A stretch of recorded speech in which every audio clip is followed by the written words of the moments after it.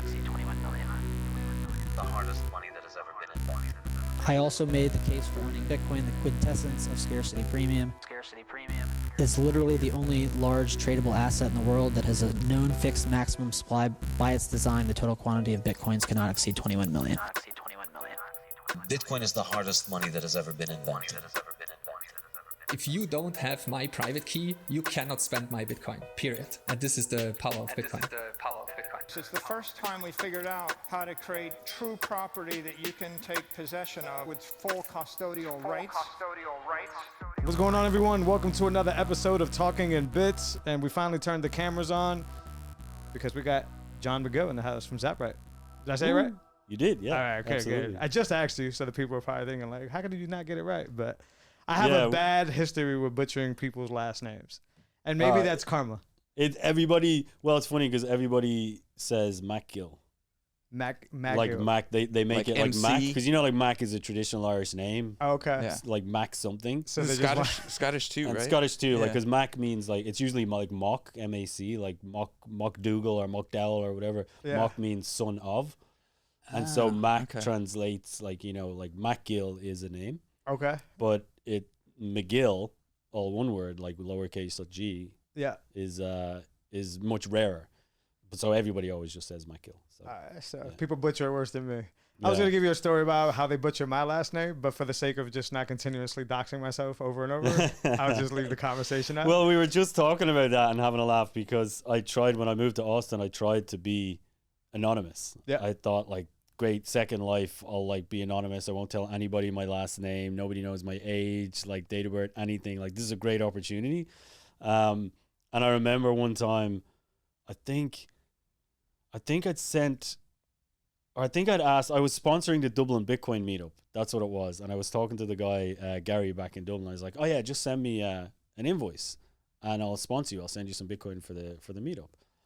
And he sent the invoice to John Magill. And I was like, dude, how did you get my name? And he goes, I just Googled like John Zaprite and it came up. And I was like, oh my God. I was like, right, okay. Yeah. I'm obviously not smart enough to be like, Satoshi level cypherpunk. So I was like, all right, from then on, who cares? Everyone knows me. Yeah, you would have had a thought about that before starting Zaprite, right? Like you would have had to go into it as like. Well, like this is it. I signed a whole bunch of like legal forms to start Zaprite and everything. So it's like it's not like I was that level of anonymous, but I just thought I'll make an effort to in the public to like be a little bit anonymous.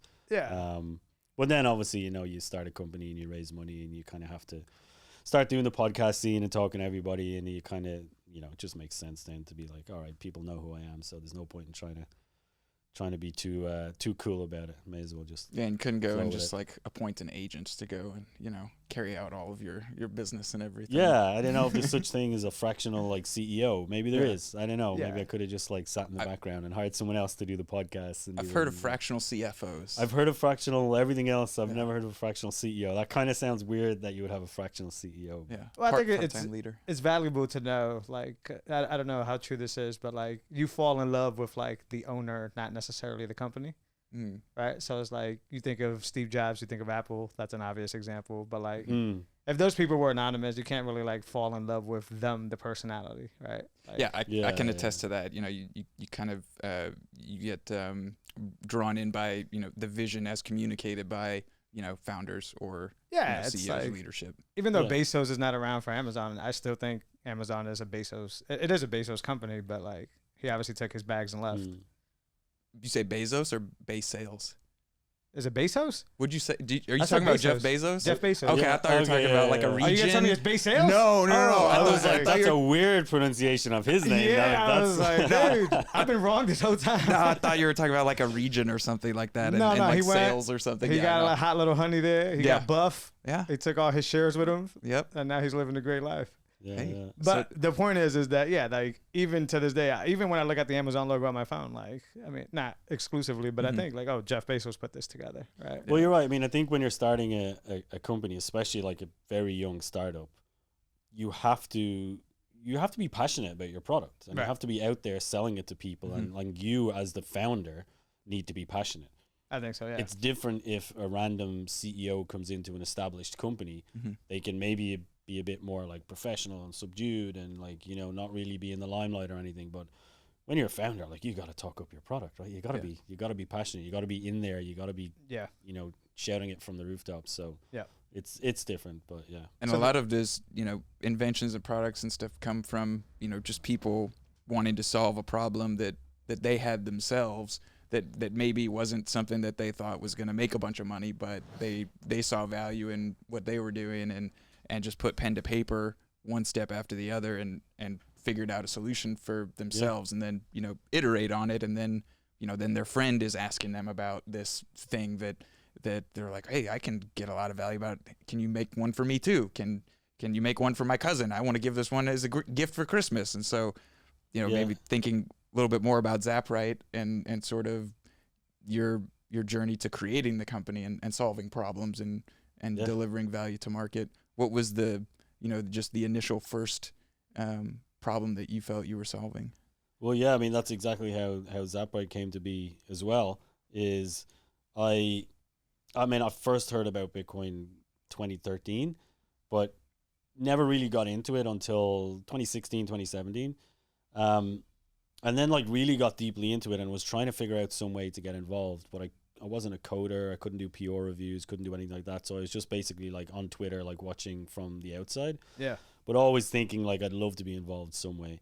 And in 2018, late 2018, early 2019, I got a break I was working as a freelancer graphic designer and got a break working for Bull Bitcoin in Canada. Francis Pouliot hired me on a contract basis to do some like UI UX designs. Shout out to Bull Bitcoin. Shout out to Bull Bitcoin, amazing product. Love Francis, great guy. And he had a ton of time for me when I was starting Zaprite as well. But I needed to send an invoice, and I was running BTC Pay server on an original Casa node. The first node in a box product. Yep. And I was running BTC Pay server, trying to expose those URLs to the public so I could send out invoices and have them run off my own BTC Pay. But it was really, really tricky, and I couldn't figure it out, even for somebody semi-tech literate like myself.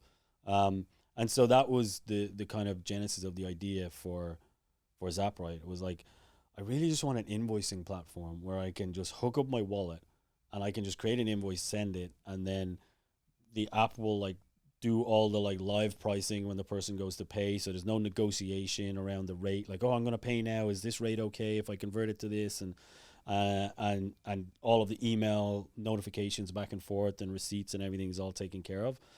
So that was exactly it. Was building the product that I needed for myself. Yeah.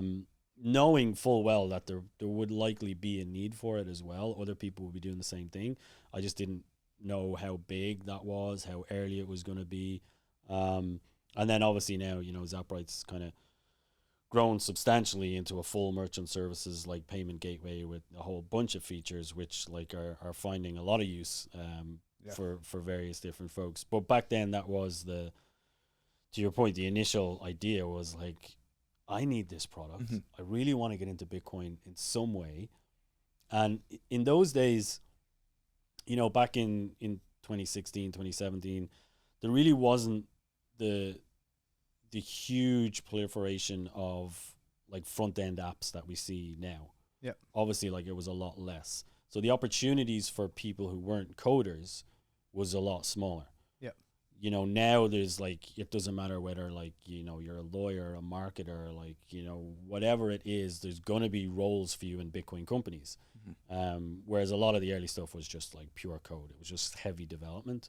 And yeah, so like, I was just grateful for the opportunity to build something, and then see it getting taken up by more and more users over time, which was amazing. Speaking of the uptake, how I haven't been following super closely, but I have personally checked out using Zaprite, buying someone else's product, and it was incredibly smooth, and just seamless, and just I was just able to get start to finish real fast and do the thing, and it was done, and I even paid in Lightning, and it just worked great.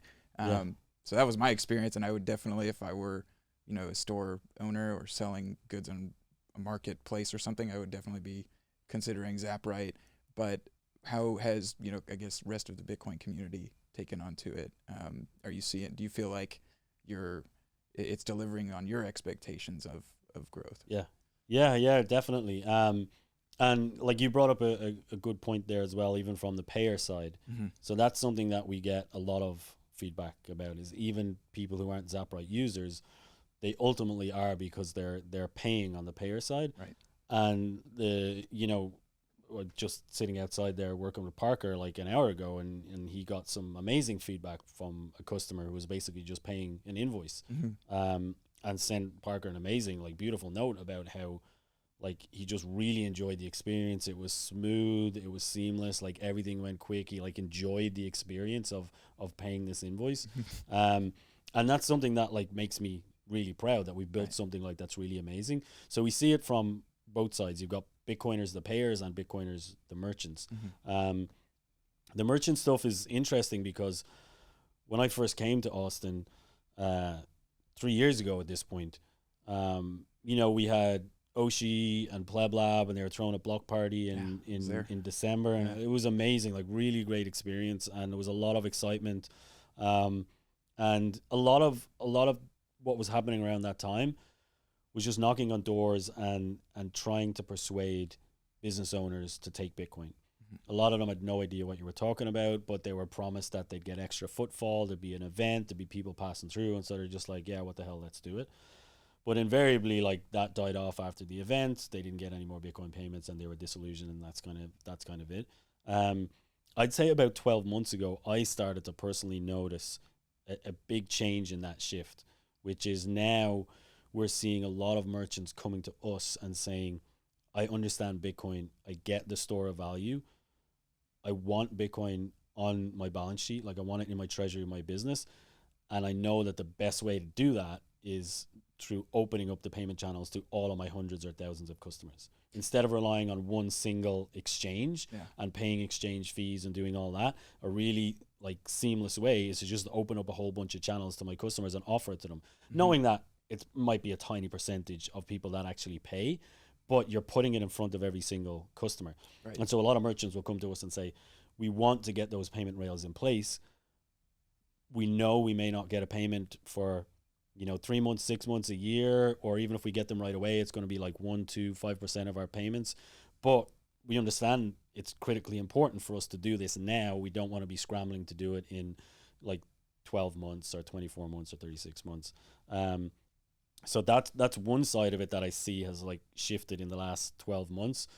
And I'd say that's like a complete, backflip 180. Oh, it's complete, yeah. Because complete, Oshi, for those that may be listening and not aware of all of the, fantastic companies out there, Oshi is one that you buy vouchers essentially or at the time at the block party, what I remember was I bought a voucher for like a sandwich or a burger or something, and I was able to pay in Bitcoin for that and get Bitcoin back. And then, the merchant, it was up to them, whether they wanted to take the Bitcoin and keep it. I know a lot of them did, but some didn't. But the point is like we were getting, Bitcoin into commerce there.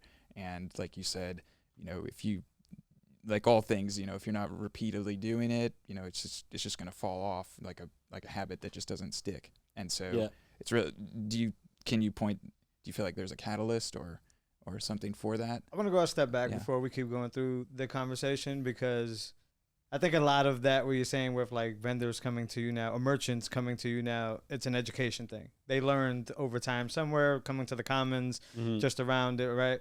But I want to go back to where you said you needed a product for you. What I was really fascinated about, because what Kevin said earlier is most founders need a product for them.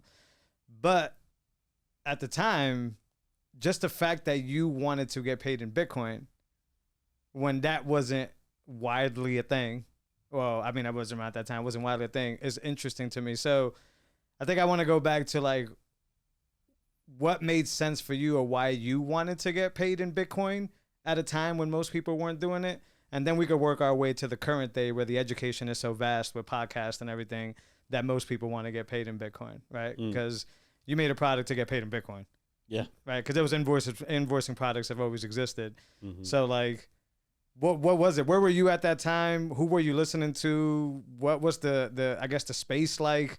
And what made you want to say like, hey, I'd rather not get paid in fiat and go buy Bitcoin. I'd rather get paid in Bitcoin directly. So for me, I started like around 2016, 2017 is when I kind of got back into Bitcoin. Okay.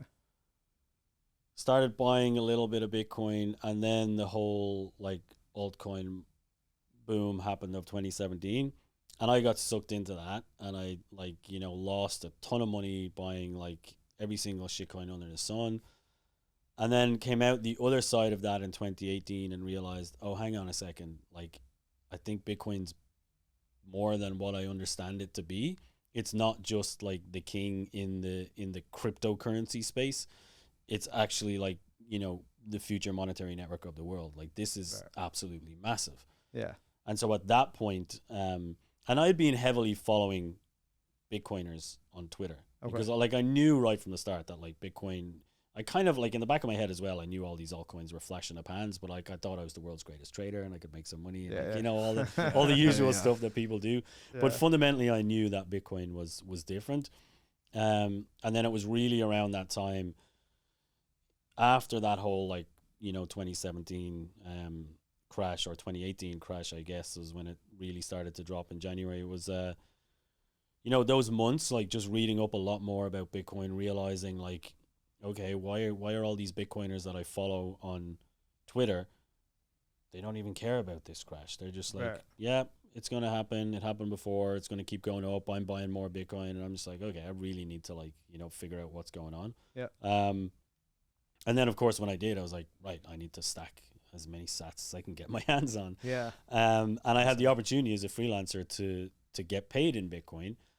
At that time, like, you know, obviously like, you know, a couple of years before I started Zaprite, but had the idea like, wow, it would be amazing to actually be paid in Bitcoin directly. Yeah.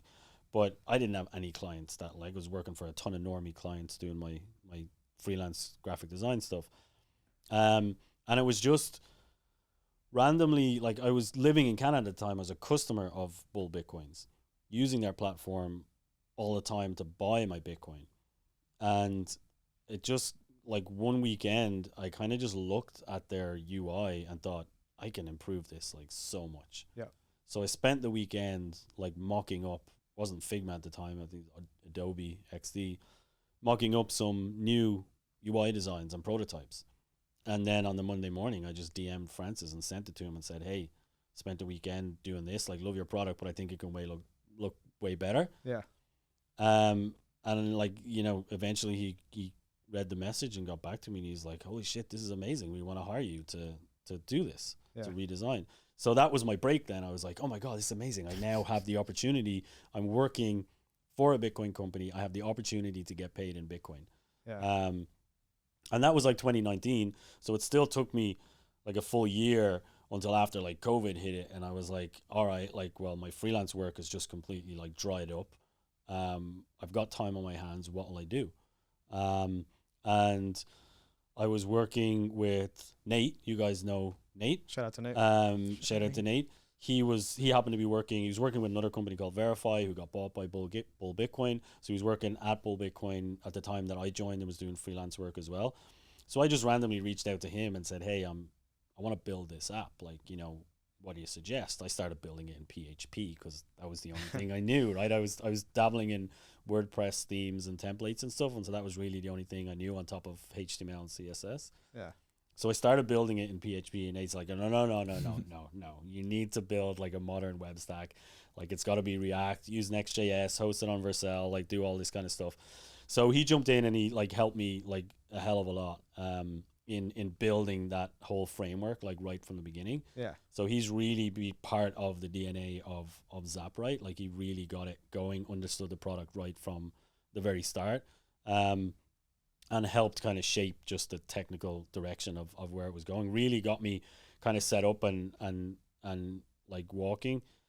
And then I kind of just rolled up my sleeves and learned like JavaScript and React and learned enough to build the MVP. Yeah. So that by the time I got down here to Austin, like, you know, a year later, I had a working product with like, you know, hundreds of users were using it. Yeah. And it was like, okay, this is like amazing.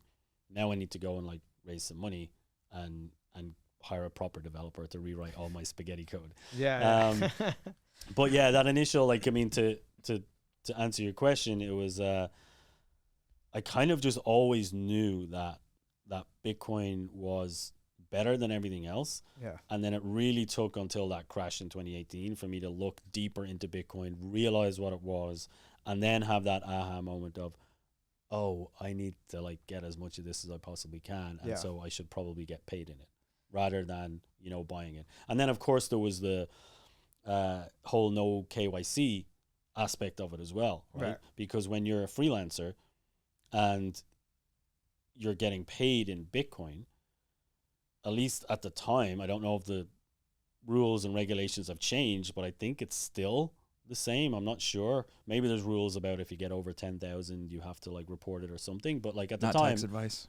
Not tax advice. But at the time, we don't know shit about shit. but at the time, if you're sending out an invoice for like $5,000 or something, and you get paid in Bitcoin, there's no obligation to tell anybody that you have that Bitcoin. Yeah. You just have to report on your income, I got paid $5,000. Yeah. And then you pay the tax on that $5,000. So now you have no KYC Bitcoin that nobody knows about until such time as you go and sell that in exchange or do whatever you want to do to it. But that was like a huge advantage of it as well, is that ability to earn it directly from the merchant. So you're not having to go through an exchange and, you know, add all your KYC info onto some server that's eventually going to get hacked and all that. So there was like huge obvious benefits to earning Bitcoin directly for your work. Not just the benefits of Bitcoin is amazing and it's better money, but like earning it directly as opposed to earning dollars and then going and buy the Bitcoin. Like it's obviously like a much better flow. Which is what we're solving now with Zaprite, is we're helping merchants realize that is like, you want to open up those channels and get that Bitcoin in directly, because it cuts out the friction of having to go through this one single channel to whatever exchange you're hooked up with, because at some point you don't know if that exchange maybe gets, you know, shut down by the regulators, or something happens where all of a sudden that single channel is cut off. Yeah. And now you're scrambling to try and get like different rails set up and everything. So the beauty of having something like Zaprite is you have your hosted checkout and you plug in any wallet you want to it. So if one exchange gets shuts down, you just put in an Xpub for like a self-custody wallet, or, you know, if your Lightning node goes down, you plug in Strike and you got your liquidity still on the Lightning side. Like you can plug and play, and it's just like really, really seamless.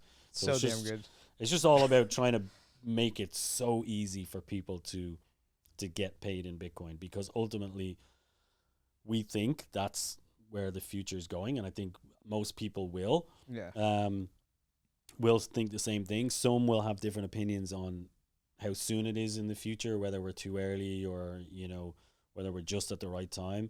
But like I said, I've been doing this for, you know, quite some time. 4 years since I kind of really started tinkering to build Zaprite. 3 years since Zaprite, the current US company organization, was formed.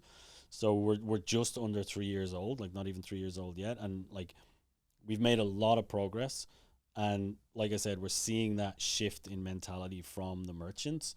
So, and we're in this position where, in this like Venn diagram of like the fiat world and then hyper Bitcoinization, we're not trying to replace the fiat world and jump straight to hyper Bitcoinization. We're in that overlap in the Venn diagram. We're like, okay, we understand that the fiat world is going to be like a huge part of this for the initial period. Most people are like, you know, 1 to 10% of their payments are going to be in Bitcoin.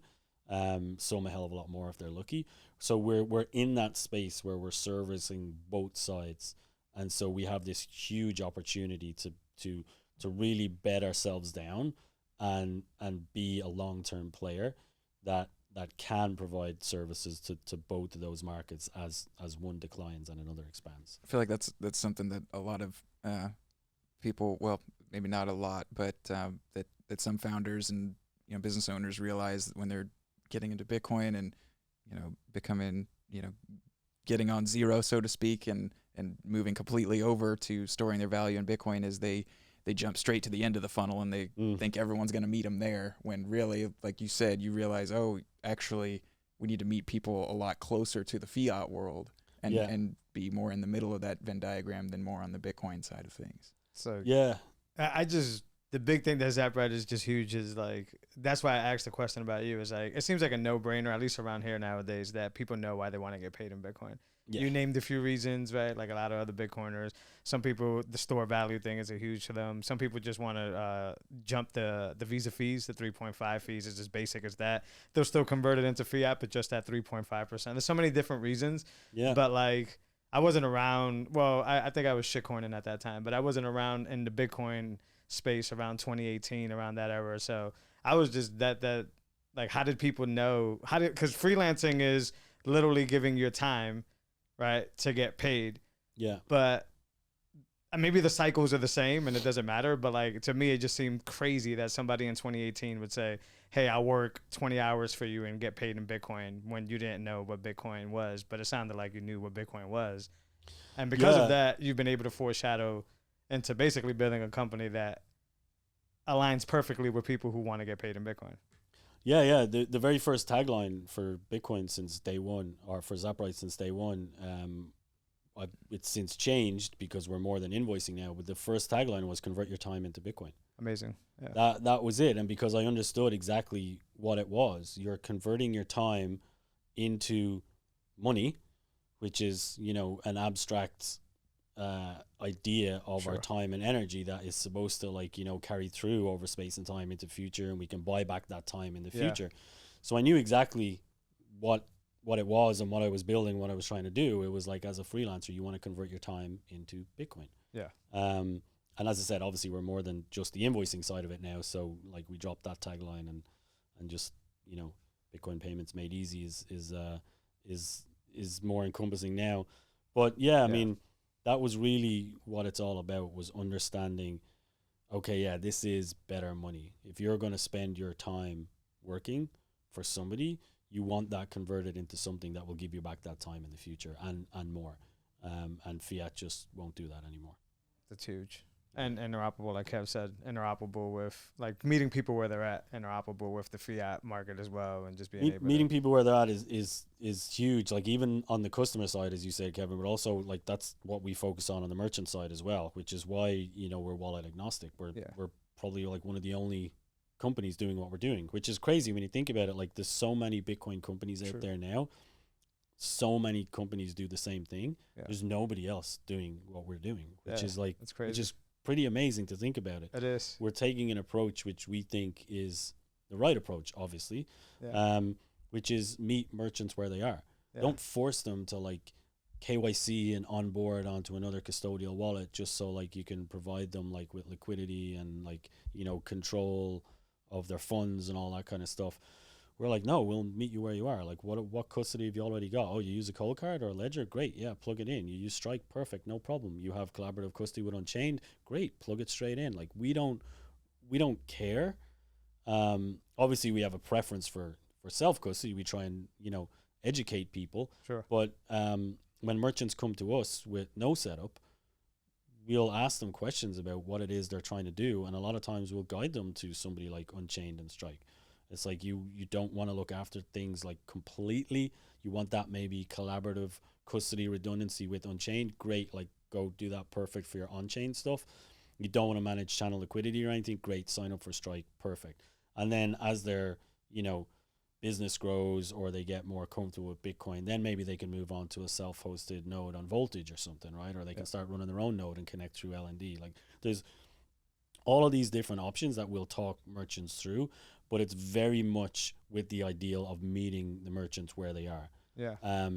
And then that carries through to the tools that we offer those merchants, which is meet their customers where they are, which is put Bitcoin and fiat side by side on the checkout. Give your merchants the same payment rails that they're used to, but then just put Bitcoin right there, front and center, like equal footing to the Bitcoin or to the fiat. And so that at least your customers are now seeing that and they're like, oh, they take Bitcoin as well. Then you can start to add like tools that we offer, like putting a premium on the fiat or a discount on the Bitcoin to try and incentivize. But at least, you're meeting your customers where they are first of all, and you're not trying to like scare them off into like, oh no, you have to go over here and you have to pay me in Bitcoin. If you don't have Bitcoin, like go sign up for this exchange and convert your fiat and then give me the Bitcoin. Like, you know, you're gonna lose customers, you know, immediately doing that. Do you get a lot like after you walk people through that or they hear about you, do you get a lot of people saying what's the catch or this is too good to be true? And how do you address that? For Zaprite? Yeah, or Bitcoin or does in that even general? happen? No, Zaprite. Yeah, like you walk them through it, you let them know like, hey, you're not pushing anything on them. Obviously, you're giving them recommendations, but then you also support so many different things that like they literally have. If you can't use Zaprite, then you probably shouldn't be accepting money. It's probably easy, right? Because it's like you so could simple that Just save yourself. it is Yeah. extremely simple. I mean, I use it, so maybe I'm biased, but I'm not. It's extremely simple, and like literally from your PayPal accounts to your Cash App accounts to ACHing to custodial, non-custodial to like it's like yeah. If you even if you were to just use it as a fiat rail, it's still a great software, right? Oh yeah, yeah. And that's the thing. So like that's what I mean when you walk these vendors through it, and like by the end of it, they're like, so I can do whatever I want now.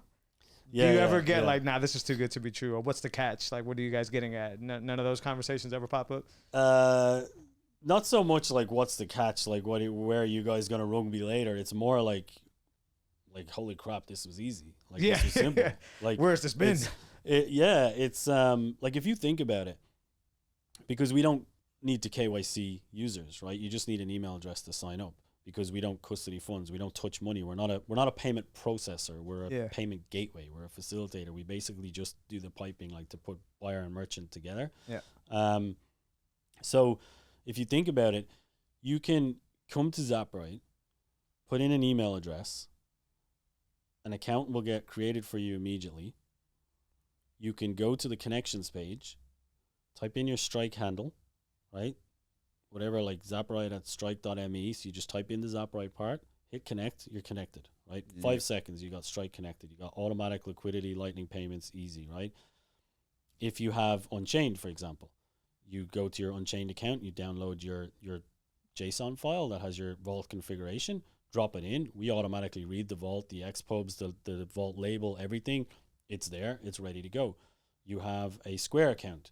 You like log into Square. We bounce you over, do an OAuth, bounce you back. Takes 10 seconds. It's too good, man. So within like easily, like if you knew what you were doing and you were going fast, like 1 minute, 1 to 2 minutes, you now have credit cards. Especially if you have a Square account connected, you got card payments, you got Cash App Pay, you got ACH through Plaid, you now have Lightning through Strike, and you have Unchained through Unchained. Yeah. And you can just now configure your checkouts. You're literally ready to go with Bitcoin payments in like 60 seconds. That's crazy. Like that's just like I don't think people understand like enough the power of what we've done there. Well, that's like what I mean. That's why I thought you would get like what's the cat? Why is this so easy? Why is it so efficient? Like that, I thought you would get that more often. Yeah. Like people just like because. Well, we actually Sorry to interrupt you, but to kind of add a bit of color to the answer and to answer your question is like we actually had feedback where the Strike connection was people were kind of a little bit confused. Like, did that happen or not? Am I connected? Because it was literally type in your handle, you hit a button, and then like you just bounce back, and everyone's like, wait, did that actually happen? Am I connected? Like what went on? So we actually had to like, put a little bit of a delay and like a check mark and like, son, like, just to let people know that like, something happened here. Put the user at ease. Like, That's incredible. But it's because of this world that we live in where there's a catch, right? Like you use softwares and you're waiting for the pop-up to say. Waiting for the gotcha. Yeah. Usually, especially with financial products, which you guys are not a custodian, but usually it's the whole like, get ready to upload your ID, right? There's always this one step that's like. It's like, you thought it was that simple? Shotgun KYC, let's go. And it's always after you pay. So it's like, sign up for the service or whatever. And then you start like setting up your routing and all that. And then eventually you get smacked with this like, now you need your ID here. And we will approve you to do. And so like going through Zaprite, and I've been an early user of Zaprite, like way back, but I don't know since the beginning, but pretty close to the beginning. And like, it was good back then. Mm-hmm. And now it's just like a level up of good where like I I would love to use the word flawless because I honestly believe it's flawless. I'm sure as somebody who sees the back end, you're like, yeah, we're getting there. But yeah, really, I'm so close to it that like I pick up, and I have such like, especially from the design side of it, I have Yeah. such an eye for detail that I'll always see things. I'm like, damn it, I've been meaning to fix that for like months. I gotta get in there and fix that. yeah. but like it's user experience. it's there. pretty damn good. Like, It's pretty damn super good, and like I sometimes, even though I know how good it is, I still wonder, like, I don't know, what did the Bitcoin gods do to give us this beautiful product? It's just amazing. It's just so damn good. And then the expansion. I don't know if you have a question, but I kind of wanted to go, Kev, and you could just jump in with your question. But like, once again, I went from the last time you were on the pod, you not being able to get a Strike app to test. To Yeah. where we're at now. And if Kevin didn't have a question, I just wanted to go into that. I wanted you to kind of go over like what this growth. Was it, did you stumble upon this growth, the plan, the acquisitions, and the team members that you picked up, the Parker and Will, like how do we go from you not being able to test your own app Yeah. to the Zaprite that we know He today? could probably answer both of our next questions. Go for it, Because yeah. mine is like, he'll probably just address it along the way. But like, you know, I kind of already knew a little bit about why you started Zaprite, to solve a problem that you had yourself. I'd heard you say that numerous times. And so, you know, that's one thing that you expected to happen. But I guess what's an impactful thing, or maybe even the most impactful thing that you learned like while founding Zaprite and building the company that you didn't expect along the way? Oh man, there's lots there. So yeah, I'll go through an answer, and I think it's gonna probably Right. like Snake through. tick both boxes. Yeah. So yeah, I mean the early days were kind of crazy. I just started building it as a like evening weekend hobby project when I was still in Canada. Then obviously came down here, and it started to expand. And like you said, in the early days of Pleb Lab was amazing. Like I landed in Austin at exactly the time that Pleb Lab was starting. And I just randomly DM'd Kyle because I saw him on Twitter, and I said, hey, I've just landed in Austin. Can we meet for a chat or whatever?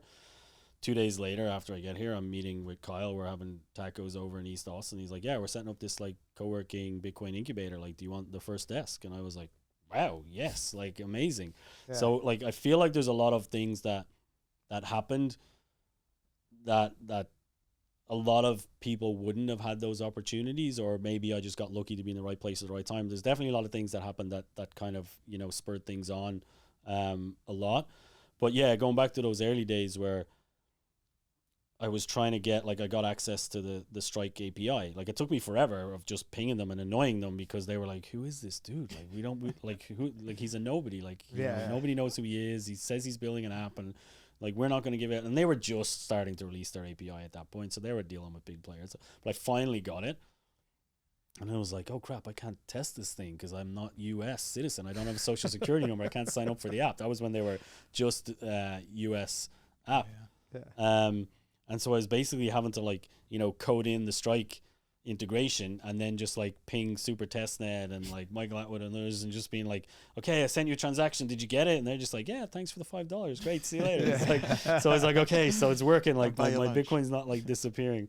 So there was a lot of like, it felt like I was just trying to like build something as best I knew how, because I wasn't a developer. I was trying to hack everything together, but like, it was just such a amazing, energetic time and an amazing atmosphere in Pleb Lab where you just felt like you could do anything. Yeah. And it just spurred you on to like do those amazing things. Like Carr has just such a amazing personality and a way of just instilling this belief in people that they can do these amazing things. And he's just like a really great like leader in that way. And so there was a lot of that, a lot of just like being lifted by the wind of like, everything that was just going on at the time. And then like, obviously after about a year, I got it to a stage where it was really good. Like I'd started to add a bunch of features, a bunch of integrations, and things were really great. And then randomly, Parker and Will reached out and said, we like what you're doing. Like, we want to chat. And they finished up with Unchained a couple of months earlier, and they were looking for something to do. And Parker was he'd ran into the same problem that I had. Like he was trying to like start selling his book, and he was doing different things, and he just wanted an easy way to plug his Xpub into like a checkout and get paid and sell his goods and services. And there really wasn't anything out there. So they were talking to a lot of developers, you know, around Austin and being like, hey, we're thinking of buying this or building this app. Like, what do we, you know, what do you think? Like, and everybody's just like, go talk to John at Zaprite. Like, that's exactly what he's already built. So like they came to me, we had a conversation over, you know, a couple of months. We realized that all three of us had this exact same vision for Bitcoin payments, what needed to be built and where it needed to go. And I felt like I got Zaprite to a point where I needed help to bring it further, because I was a solo founder, first time founder, never done any of this stuff before, didn't know what I was doing at all, was just like winging it most of the time, but like, you know, obviously knew I was kind of making some progress. But I felt I'd got it to a stage where I was like, okay, if this really needs to become bigger, then I need more experienced help. I need like proper product people, proper biz dev people who've done this before. I need some like co-founders or something like to really kind of spur this on. And it was literally at that moment where, you know, Parker and Will reached out and said like, you know, we want to join. It was like, oh wow, this is like, you know, this happened at such a like perfect time. Yeah. So I mean that was amazing, but between that point, between the start and say Parker and Will joining, some of the things that I realized that I was doing that I shouldn't have done, to kind of more answer your question, was as a first time founder, I'd never done any of this before. So I thought I had to keep my cards like close to my chest and not give away anything. Yeah. And don't tell anybody, don't tell them what I'm doing, because like people steal my idea. Like this is like it. And I realized, and if I had one piece of advice right now, I realized like, no, like just go and tell everybody, talk to everybody, go to meetups, go to hackathons, tell them what you're trying to do, ask for help, reach out to people, because an idea is nothing without like, you know, somebody to build it and manifest it and bring it to reality. And so you can tell 1,000 people about your idea, but they're all busy doing their like working their day jobs or living their lives or doing something else that they're passionate about.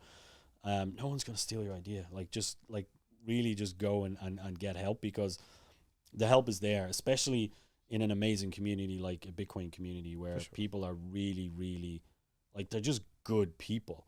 And they want to help. And so that's something that took me a long time to realize, but eventually realized it. And then I was like, oh my God, okay, now I can actually start like moving at a faster pace, because you know, people are like, yeah, I know somebody who did that for this other company. He'll help you build that little thing that you're trying to build in Zaprite. Like, you know, go hit him up.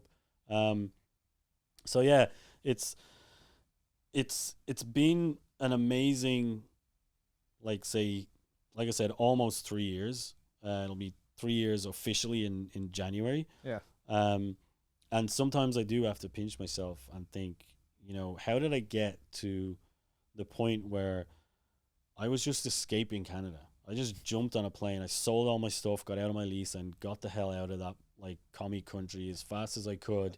Landed in Austin, and then 3 years later, I have like, you know, the former and hopefully next president of the United States doing a transaction on a Zaprite checkout in a bar in New York, and I'm like, I was gonna ask, because this is wild. Like this is kind of like crazy. Like how fast it seems to have happened. Yeah. Sometimes I think things are moving slowly, and I wish things could move faster. Yeah.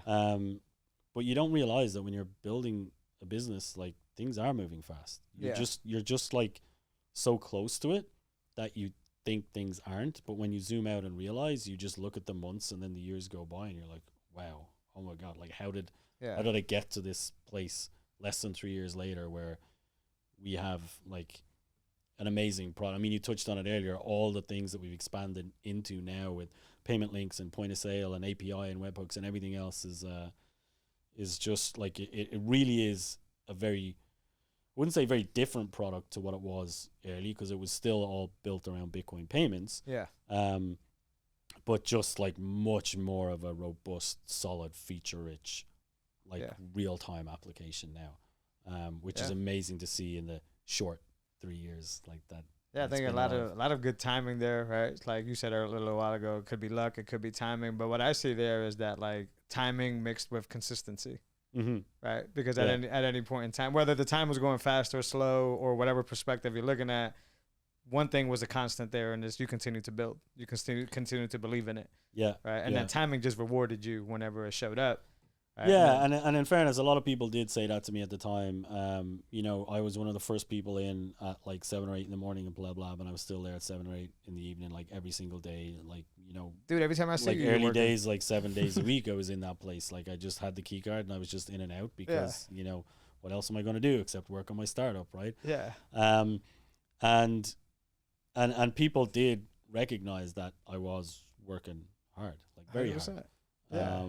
So For listeners, like before we got on the podcast, you were working. Yeah, we were literally interrupted we just his walked work. through the like I literally had to like, hey Yeah, John, you yeah. ready? Give me 5 minutes because I'm still finishing this up right here. I've also I've reached out to you like on weekends, like I've uploaded some docs or something, or I've just Yeah. like sent you a message and like you responded on the weekends and didn't give me the whole like, and maybe it's just because I was early on, John, if that makes sense, right? Like I've known you for a little bit of time now, Yeah, whatever, yeah. but like I don't think that's true. I think you treat everybody the same exact way, and I Mhm. don't think that I don't foresee you ever putting on the quote unquote CEO hat and saying like, "Hey, Jose, I'm a little bit too busy for you, man. Like Yeah. I don't think I could talk to you." Or like, yeah. I'll get to it when I get to it. Or in a crazy scenario, like my secretary will reply to you whenever, right? Yeah, Like I yeah. just don't see that happening, and I think Yeah. that speaks a lot to your work ethic and the consistency.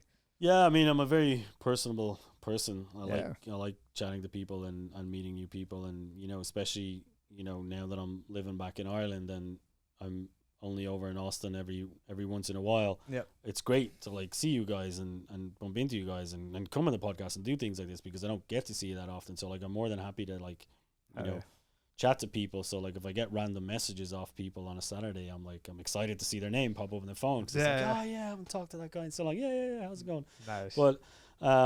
But yeah, I mean, like, look, that's no different to like every founder does the same thing, right? They start a company and they just pour their life into it for the first few years. That's just kind of what you have to do. Yeah.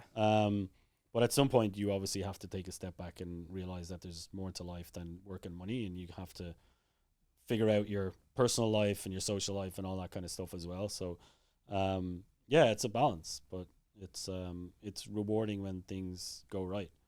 And it's it's been an amazing 3 years for sure.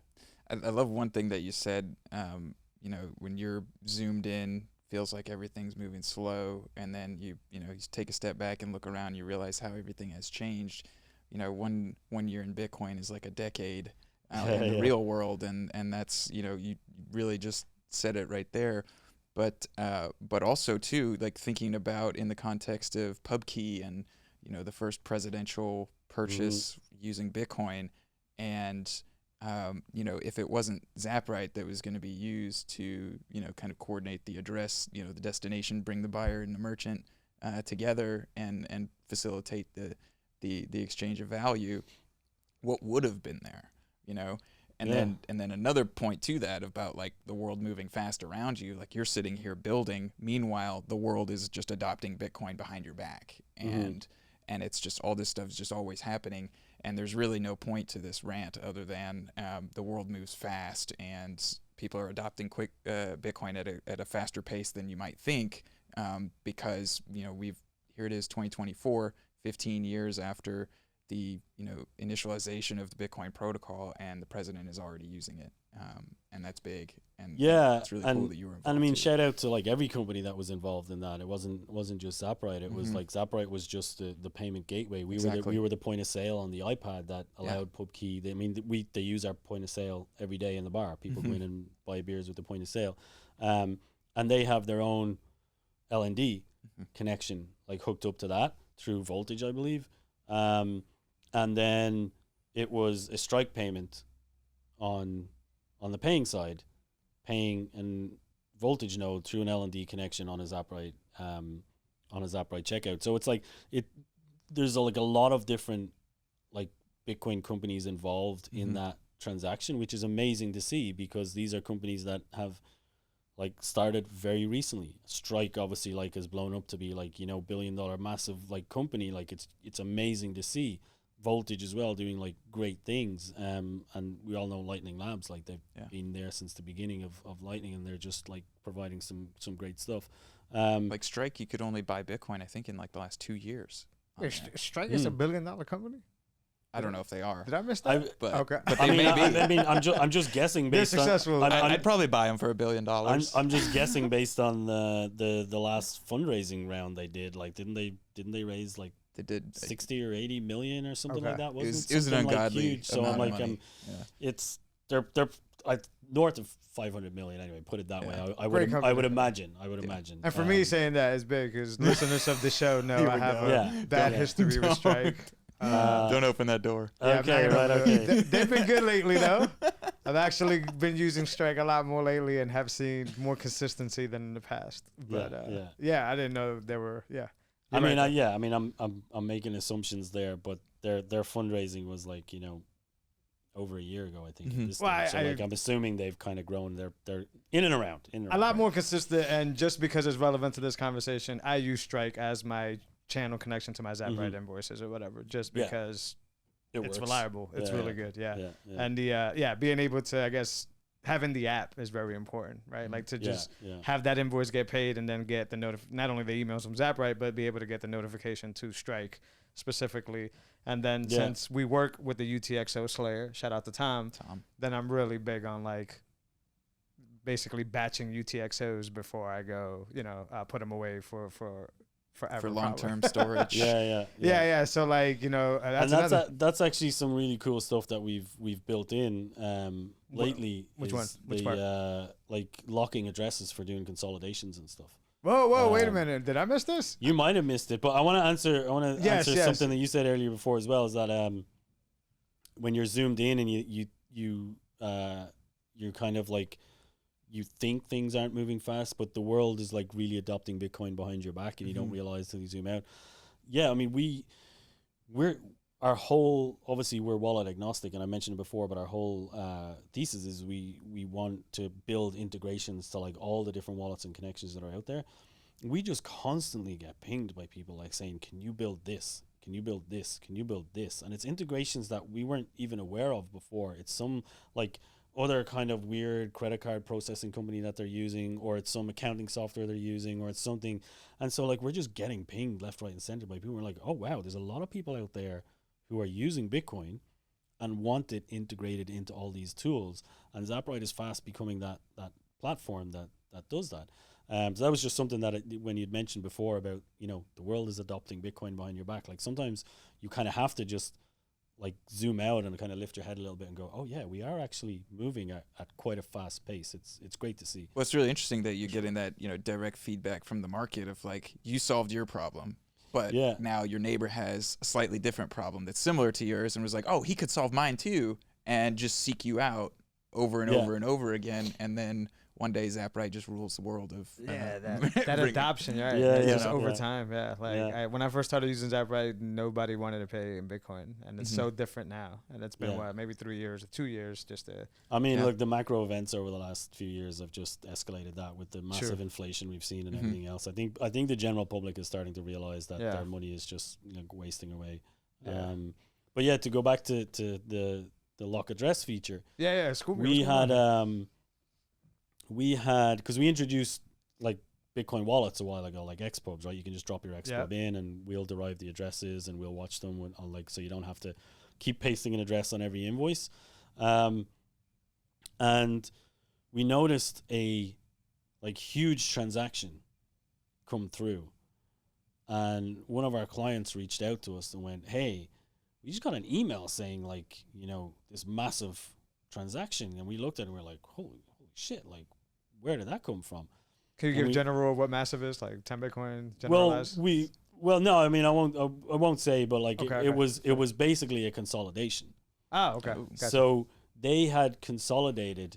They were using Zaprite. They had a bunch of UTXOs, obviously from a bunch of addresses that like we had generated. They dropped their Xpub in and we generated addresses, and then they basically did a consolidation. But because we were watching the address, we saw this amount come in and we recorded it as a transaction, and the address had got generated and attached to an invoice. Interesting.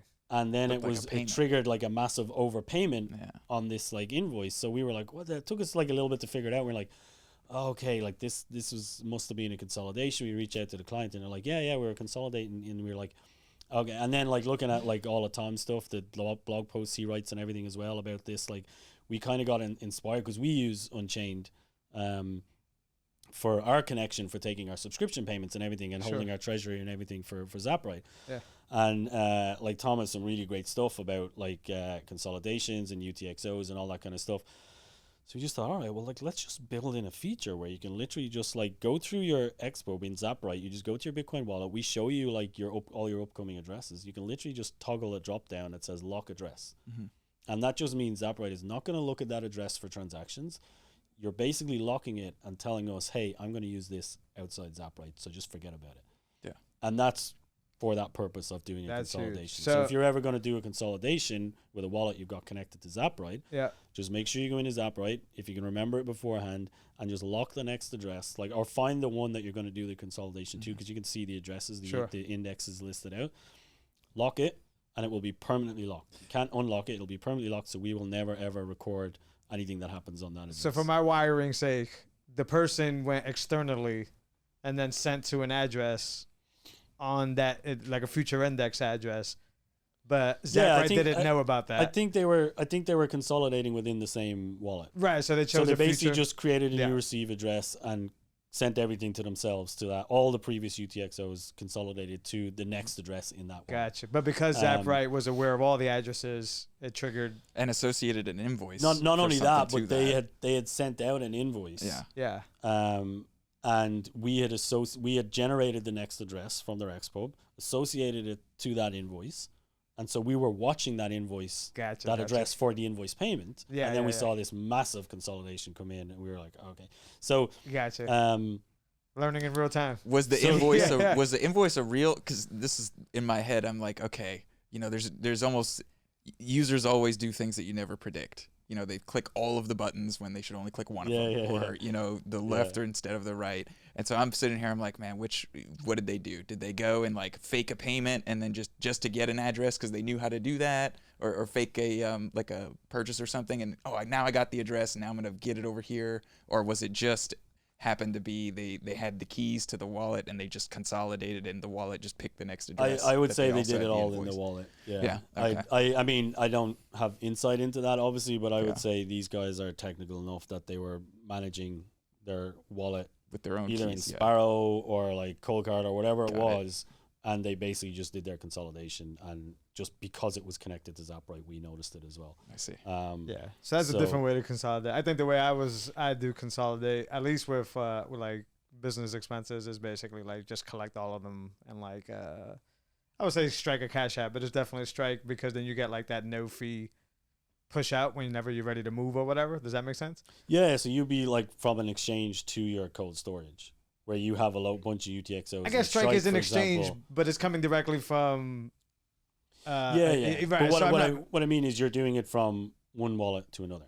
Correct. Yeah, Yeah, yeah, yeah. and taking advantage of Strike's like free batch, Yeah, like you yeah. could just spend out or whatever within 24 hours or whatever it is. So like that's the way I do it. But this person had a They had their own self-custody wallet that they just gave us that the they were expo. doing. Yeah, which is cool. See, I love the intricacies of that, but also the fact that you guys were able to learn in real time and that spawned the feature. Yeah. Like that's so Now, cool. if I was to like make suggestions, I would probably say, well, it doesn't matter actually. You could do it either way. I was gonna say, you might have like a hot wallet or a receiving wallet that you've connected up to Zaprite, Yeah. and then you have another like deep cold storage wallet. And when you do your consolidation, you consolidate all the UTXOs from your receiving like checking account wallet into your deep cold storage. But you could have your deep cold storage hooked up to Zaprite as well. So like that kind of like there's multiple ways to do it. yeah, but at least in the Unchained In problem other words, was that- you can consolidate within a wallet or from one wallet to another. Well, that's, I mean, you're calling it an exchange, and this is like nuances, but like my Strike wallet is a wallet. Oh yeah. Yeah. So that's basically what I'm doing. I'm just Yeah. using a custodial wallet and not like my own. But then the problem with Yes. the problem with going directly to Unchained or going to like your your cold stores that way is the UTXO problem. So like if you're a vendor that shout out to Shirt Tail, but say you sell eggs, right, and you having it going directly to your Unchained vault, probably a bad idea.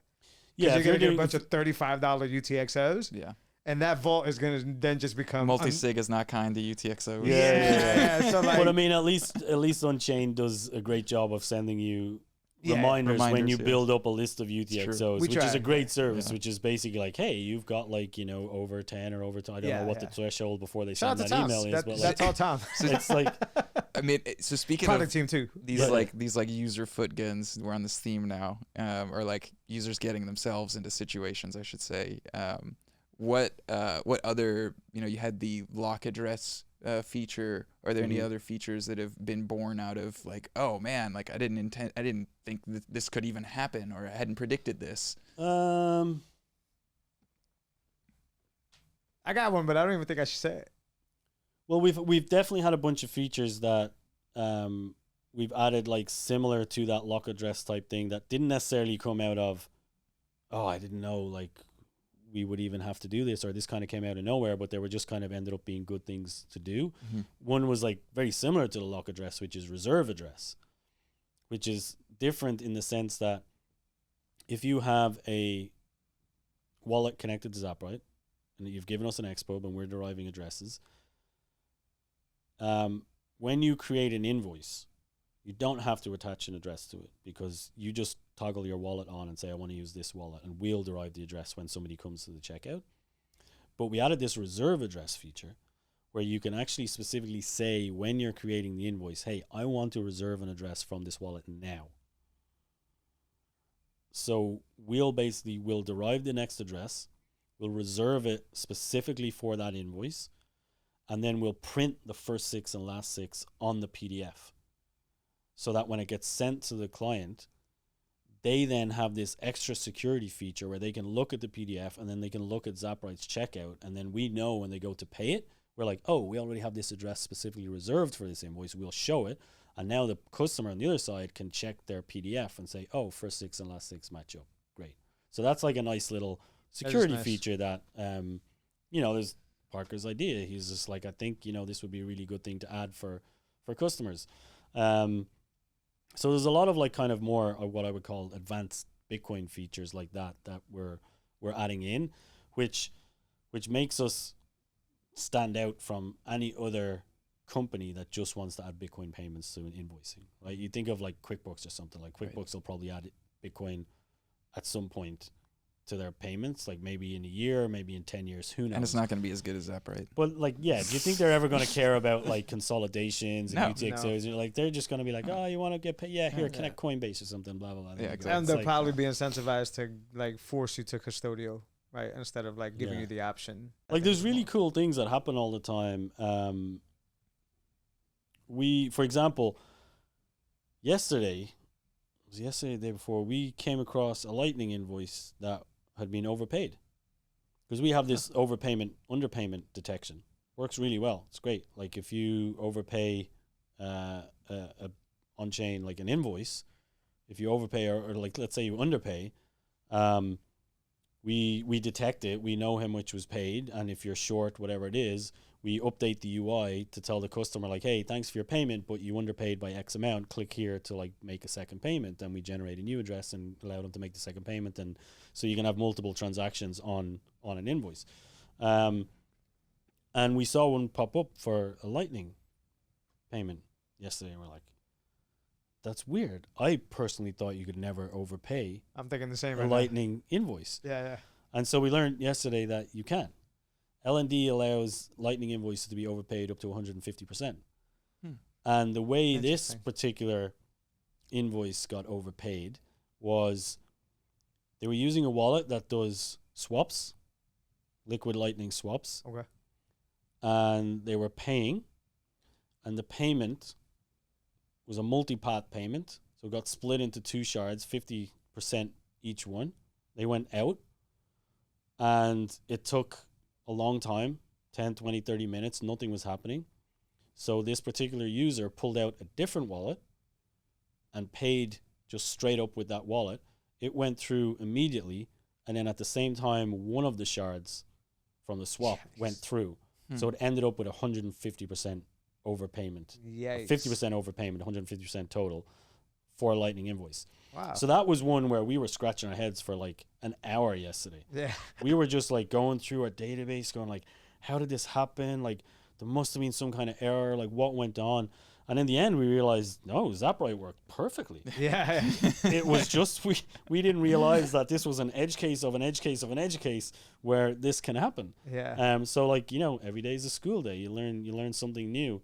In this particular case, I don't think there's anything really we can do in our software to improve that situation. I think this is more just an educational issue to tell users, like, if you're using one of these like new wallets that, you know, seem to be all about liquid Lightning swaps, Yeah. just don't try and pay a second time with another wallet Yeah. if it doesn't go through. But I think a lot of that has been solved now with Taproot addresses and stuff. Like, it basically, like, the swap will cancel immediately if it doesn't go through. Whereas before, if you're using an old version, it could take, like, you know, 3 days or something before it would cancel and the refund would come through. So a lot of these things are getting ironed out. But yeah, like, you learn a lot of things when you're building a Bitcoin app, and a lot of it is scary. Like, even when you're non-custodial like us, it's like, okay, we got to be extremely careful on how we build things, because even though we are non-custodial, we're still touching Lightning and we're still touching Bitcoin. So like, we have to just make sure that we're doing a solid job, and, like, you know, touch wood, we've done a phenomenal job so far, so long may it continue. I agree. What's your we can start winding it down, but if you were to pick, what's your favorite feature of Zaprite? What would it be? Ooh, I personally am super bullish on the API and webhooks. Yeah, like we released that, I don't know, like maybe like 3 months ago at this stage. Had it like kind of soft release for a few users, just like testing it out, and then general release like about a month later. And we're seeing a lot of real cool use cases with that, and a lot of people like hitting us up looking for API access. And we've started to build a lot of really amazing things around that. We're about to launch like an auto pay feature through Square, where it was Square first and then eventually Stripe and all the other credit card, where you can save a card on file and do an auto pay, and all of that is available as well through the API and everything. So I'm just really excited about the things that people are building and the possibilities with the API. Like we mentioned Oshi before. Oshi's now fully embedded with Zaprite through the API. So any merchant that's using Zaprite can now just plug in through API keys into Oshi, and every sale they can start offering rewards. And all the automatic emails go out from Oshi to claim the rewards and everything like that. And that's all like done through our API and everything as well. Amazing. And so there's a lot of, I think the API opens up just a huge amount of possibility for people to use Zaprite. And we're seeing some quite big, you know, companies in the space like approaching us and saying, okay, like we have these really unique products and the way we charge customers, and so we want to be able to like build these flows through your API. Can we do that? And we're like, yeah, we can do that right now, right out of the gate. And so they're like, oh wow, this is amazing. So today we actually just launched the sandbox environments. Literally just went live like before I came on here. Nice. Where exclusive exclusive know, right? Exclusive announcement. where you can spin up a new sandbox organization. And so we basically, like, all the connection, like the traditional connections page that you see where you have all the wallets and everything you connect, that disappears. You're not able to connect anything, but you basically have a free organization with no expiry on it, and it has two test plugins attached to it, one for bank payments, one for Bitcoin payments. Yeah.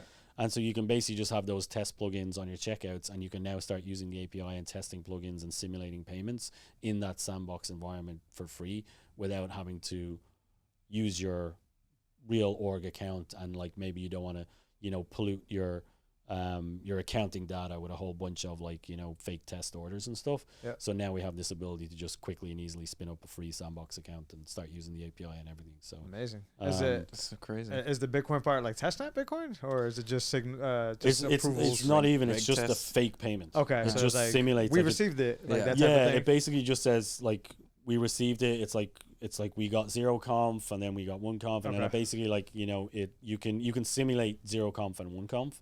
And so you can build your whole custom API flow around that. You can be like, all right, I want to simulate a 0 conf, like, so you basically just, you can do that on the checkout as if a customer was doing it. Dope. And then you get all the same webhooks and notifications and stuff as if it happened, but you're just simulating it with a fake plugin. Has anyone reached out to you about putting Zaprite in like weigh yourself machines?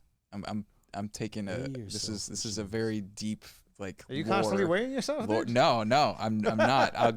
There is a story, I promise. Okay. But I take it. Yeah, no one's reached out. You should have led with So the story. Warren Buffett, when he was, back when dinosaurs were still roaming, he put a whole bunch. He bought a like weigh yourself machine, cost a penny. Put a penny in, you weigh yourself.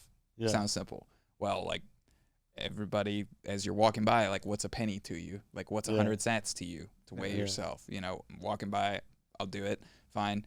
And so over time, people use that one machine so much that he was able to buy a second machine and a third machine and a fourth machine. And then it's $100,000 business. Yeah. Just people walking around the street, put a penny in, weighing themselves. So I'm Interesting. thinking like maybe this is a one Bitcoin business. I don't know. Leave We'll it to see. Kevin to Yeah. bring the fiat examples it. into this. Hey man, people be curious about their weight. I kind of feel You're like, right. yeah, I mean, Bitcoiners in general tend to be like very conscious of their health, right? We're all like, Yeah, that's a- we're that's a all good point eating right there. healthy, and so maybe we're not conscious, or maybe we are, maybe we're on this health Put it buzz. right next to But I Cooper's. feel like, I mean, to kind of take it semi-seriously, Thank you. You're doing it too much. I'm humbled.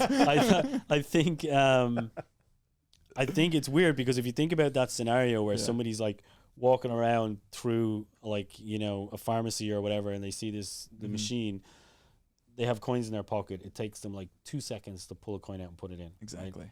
It's probably going to take you 30 seconds to do that with a On your Lightning phone. wallet. Yeah. right? So you're actually providing a worse experience. Like, Mm. so I don't know if Good critique. it's modern technology, it's modern money, but it's a longer process. So like Yeah. maybe that longer time is friction for somebody who like, if I walk over there and get on that machine, I'm gonna have to pull out my wallet, I'm gonna tap the screen, I and should wait for just- an invoice and scan a QR code. It's like, I don't know. Like, I mean, I hope people would, because that's generally how Bitcoin payments will have to work in the future. Yeah. But normally you're going into a store and you're actually buying something where you want to get that. In other words, I guess what I'm trying to say is, will Lightning payments work for impulse purchases?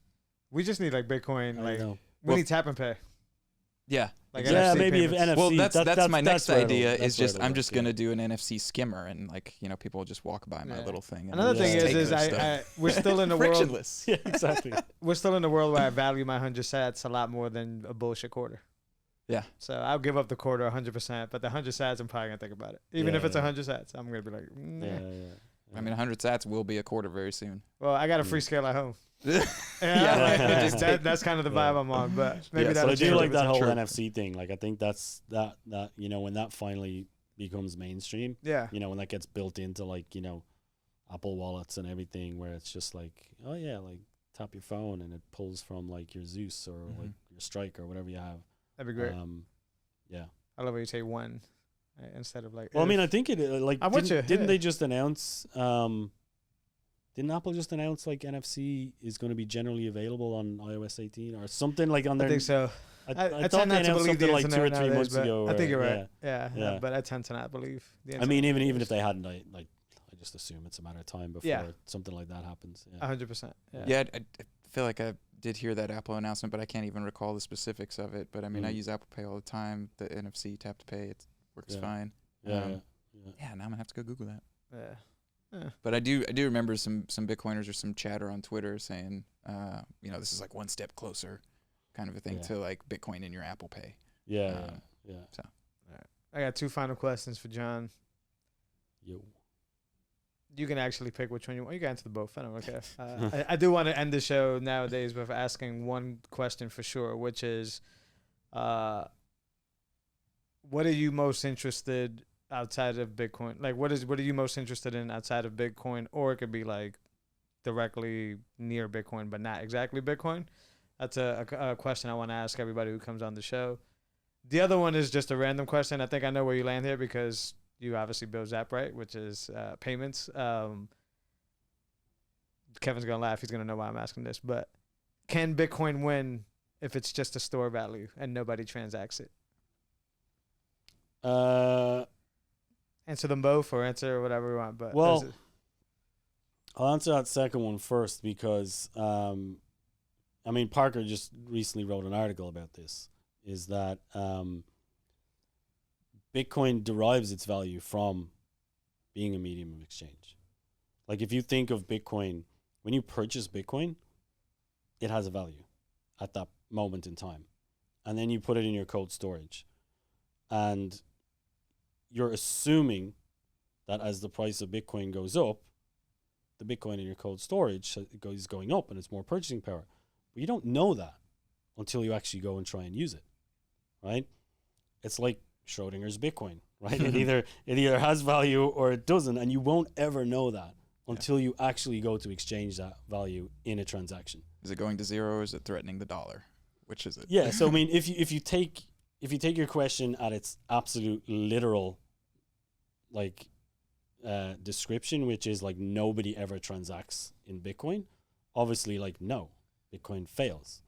If you take it as it just becomes digital gold and people very, very rarely transact in it only to liquidate out of it, sure, Bitcoin will definitely have some value and will probably be a very good digital gold. But I think ultimately Bitcoin is much more powerful than that. And even if people think that's only what they want, Bitcoin will force them into using it because it is the best money. And so I don't think it's a question of if, I think it's just a question of when. And I think Parker's article was spot on. You can't just assume that your Bitcoin is always going to have value. You never know until you go to sell it, which I think he talked about this in the article, was like Elon Musk, right? When he bought Bitcoin for Tesla, he ended up selling 10% of it or 20% of it very quickly. And he publicly came out and said, I wanted to do that to prove if there was liquidity and if it worked.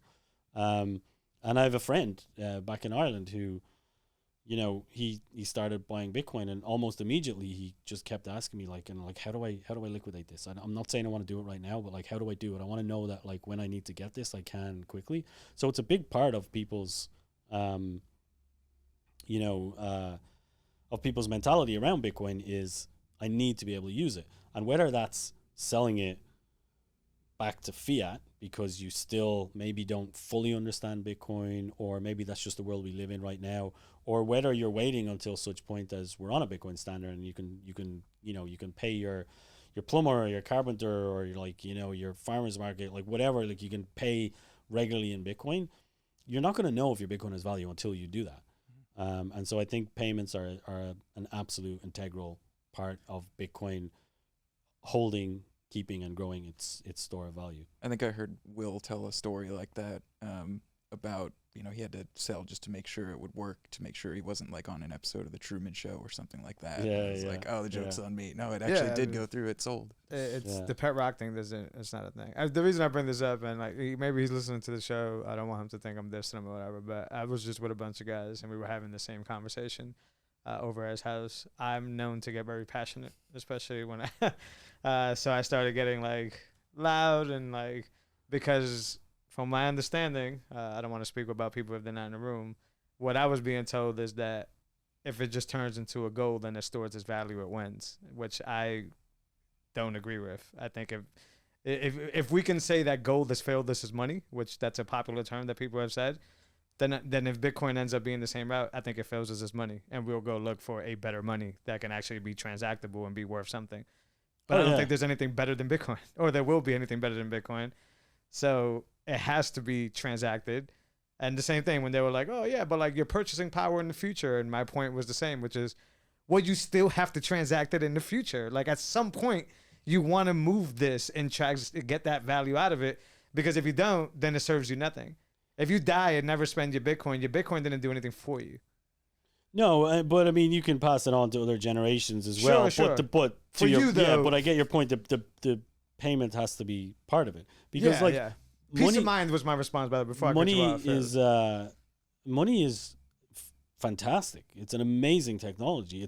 It's brilliant. Like we invented money so we didn't have to barter or like carry around big stones or like, you know, glass beads or shit. Like money in all its, I mean, they were a form of money, but money is absolutely needed in society. Yep. 100%. It's an amazing invention, amazing technology. Like we absolutely need it. So if you think that Bitcoin may not be a medium of exchange, but may just be a store of value, then what you're saying is, I believe something then better than Bitcoin will come along. Thank you. You just said it better. And if you believe that, then, you know, okay, fine, but like you're wrong, but like, you know, but you have to admit that to yourself that you believe, if you don't think Bitcoin is going to be a medium of exchange, it's because you believe something better is going to come along. Right. Bingo. And if something better comes along, chances are that will usurp the store of value of Bitcoin. 100%. So like, I mean, you cannot separate the two as far as I'm concerned. Yeah. You know, I was the same thing. You just said it a lot more eloquent than I did. I was just a little bit more angry. and to answer your other question, I mean, what am I passionate about? I mean, Bitcoin absorbs so much of my life right now in every aspect, but like even just the you know, one of the things I'm trying to do right now, I moved back to Ireland. I've got some land. I'm building a house. I'm trying to, like, you know, build a life that I want to see, like low time preference. I'm trying to look decades out into the future and build what I want to see. And I believe up until, you know, before I started Zaprite, I was just kind of like floating around in the fiat world. Like Sure. I lived a kind of, you know, medium to high time preference life like everybody else. 100%. And Bitcoin obviously changes that. Not going to go too deep down that rabbit hole. Everybody knows about that. Yeah. But that's really kind of what I'm focused on now outside of Bitcoin, is really kind of just taking this low time preference view of my life and being, all right, like, what do I want to have set up in place that I will need or may need in the future? And I'm going about making that happen right now. I don't know if that's going to be the next, you know, how I spend the next 5 or 10 years of my life. It may be, but I may not need it until 20, 30 years from now. But I'm putting that in place. I'm putting the foundations of that in place now, so that 20, 30 years from now, I'm secured. Amazing. And that's kind of what's, you know, focusing me right now. And as well, just being back in Ireland. Like, I hadn't lived in Ireland for 15 years. I was in Canada before that, here in Texas for a few years as well. And so now being back around family and, you know, being around my parents again and new nieces and nephews and everything, and just like really being back around like old school friends and, you know, friends that I've had all my life, and being able to spend time with them, go out for dinners, meet them regularly and things. And, you know, that's really been a big part that had been missing from my life when I was living in Canada, particularly the last few years, as a lot of the friends I had in Canada started to kind of move away and either go back to their hometowns or, you know, move somewhere else or do whatever. So that friend group got smaller and smaller. Yeah. Now, when I came to Austin, I, you know, inherited a whole massive group of amazing Bitcoin friends here in Austin.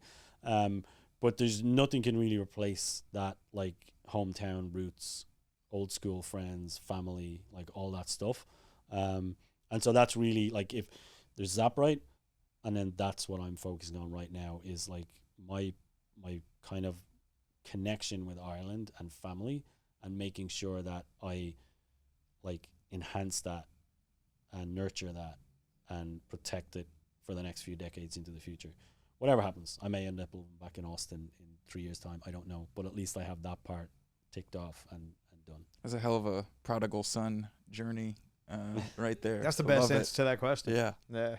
I would have hated Is it the only answer? Is this the first time you've asked these questions on this pod? It is because we try to talk about like pivoting the show not away from Bitcoin, but just like Bitcoin adjacent, right? Like just to open up conversation because there's a lot of redundancy in Bitcoin. A lot of the same stuff. A lot of amazing things to talk about in the world. Yeah. Right. So like I wanted to just definitely ask that question at the very end. I think that's probably the best way to answer that question for sure. I think so too. Yeah, there's no other way to answer that. But like, it would have been like if you would have been like, "Oh, I'm really good at pickleball," I would have been like, "Shit, damn." Edit that. We lost John to pickleball. We damn it. lost. Yeah. But no, that's a beautiful way to end it. Kev, you got any other questions for John? No, I'm not gonna ruin that wonderful ending. Yeah. awesome. Kevin has like 19 questions he wanted to No, ask. it's funny, you answered them all. Just it was almost like you were reading my phone. Where I like had to my talk. questions, and you told this story a few times, but I learned a lot of new things today. Well, I appreciate you guys having me on, and I'm looking forward to the next time I can come on. Absolutely. It's been a pleasure. It's been good to sit down and chat and hang and talk. Oh yeah. I'll let you know how my weighing machines go. Yeah, absolutely. Like we'll build a new API endpoint for your weighing machines. You can get Zaprite in there. Absolutely. Awesome. Yeah. Just send a ticket in. Yeah. I'm gonna be a Satoshi millionaire soon. Yeah. John, Zaprite is truly a transformational service, especially if you're trying to, sell your goods and services. I can attribute to that. But yeah, like we spoke about earlier, it just seems to be something that, like, for some reason, nobody else has done. And similar to Bitcoin, now nobody can do it because they have to do it better than y'all, and they're not going to be able to. So yeah, I think you got that. Keep building, keep grinding. Honor to call you a friend. And yeah, man. Till the next time. Likewise. Appreciate you. Thank you, sir. Appreciate it. Thank you both. Thanks, John. Thanks.